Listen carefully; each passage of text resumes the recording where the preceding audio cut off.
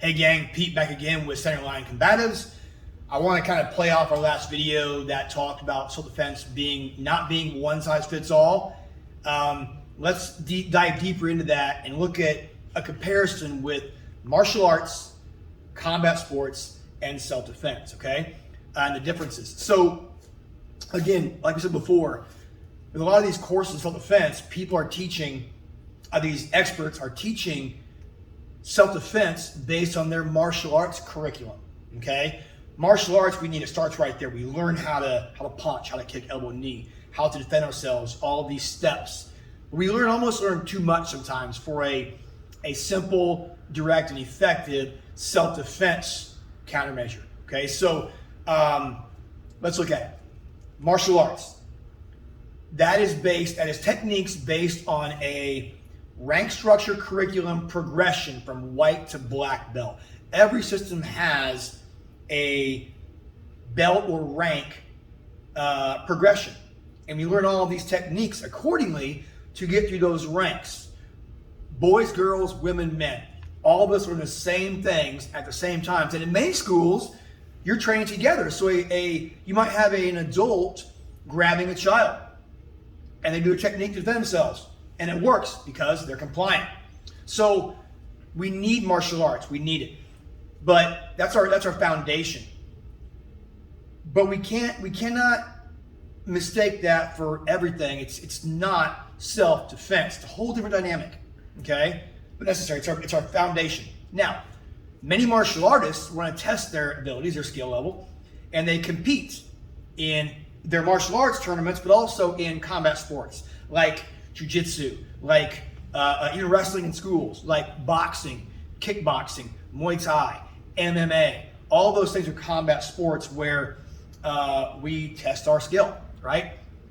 Now, that's also a different dynamic in that we have weight classes, so we have weight divisions, right? We have experience levels in many of those tournaments and sports, and then we have gender divisions. So maybe in wrestling, girls can compete against boys if they choose to, but in most combat sports, it's separated male and female, and then separated by age for the kids, 2-year spans a lot of times, and not age by adults, but experience levels, and definitely weight classes, okay? So you're talking about 5-pound spreads, 7-pound spreads on a lot of those average weights. That's not very much spread, so it's a pretty fair competition.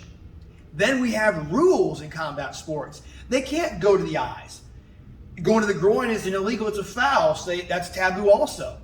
There are certain things you cannot do in certain sports. They all have their rule set. So they also have a referee who keeps it safe, right? Doesn't let the person get destroyed. So then there's amateur, professional. All of these things make the combat sports safe, fair play, equal as possible, right? But still not martial arts, because you learn in combat sports, a lot of things you learn in your martial art do not work in a combat sport, because now we have a non-compliant partner, right? They're trying to beat us too.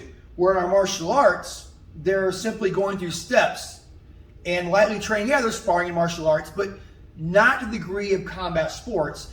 And it's still somewhat compliant when it's someone in your training environment that you train with all the time, okay? Then we have self-defense. That's the reality. That's what works, what doesn't work.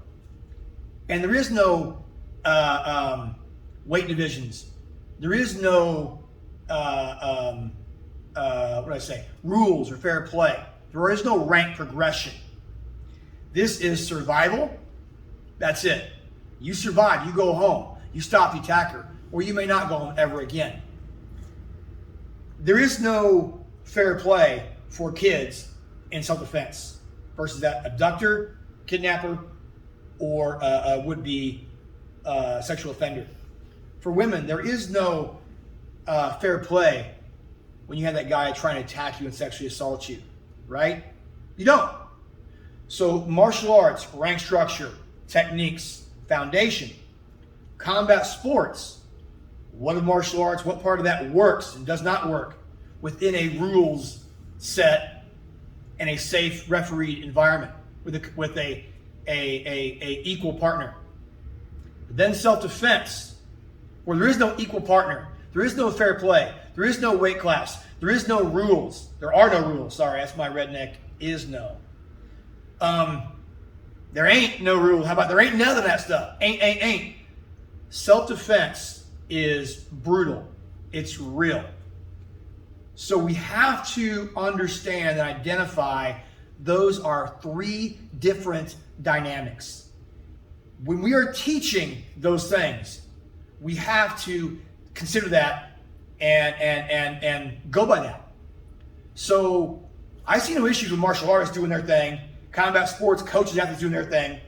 The problem I have, the rants I make, are all about self-defense. Because those people are not training. They aren't getting that benefit of your instruction for months on end. They aren't getting the benefit of seeing what works in a combat sport training environment or competition environment. They're trying to go about their daily lives, and they get attacked out of nowhere. Kids get taken.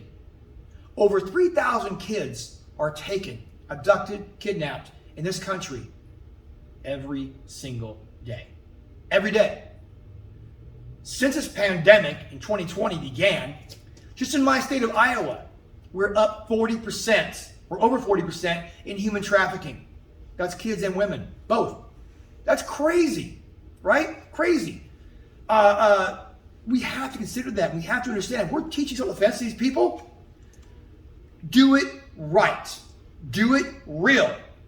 Don't fake it. Don't BS it. Don't teach something you learn trying to get a new student in your class. They can't pull that off. Senior course for 1 hour, 2 hours, 3 hours, or 4 hours, or your news story with a special move. Cannot happen, right? So that's it. That's my main point in this video. Understand martial arts, combat sports, self-defense. Three different dynamics. Teach, train accordingly. Got it? That's it.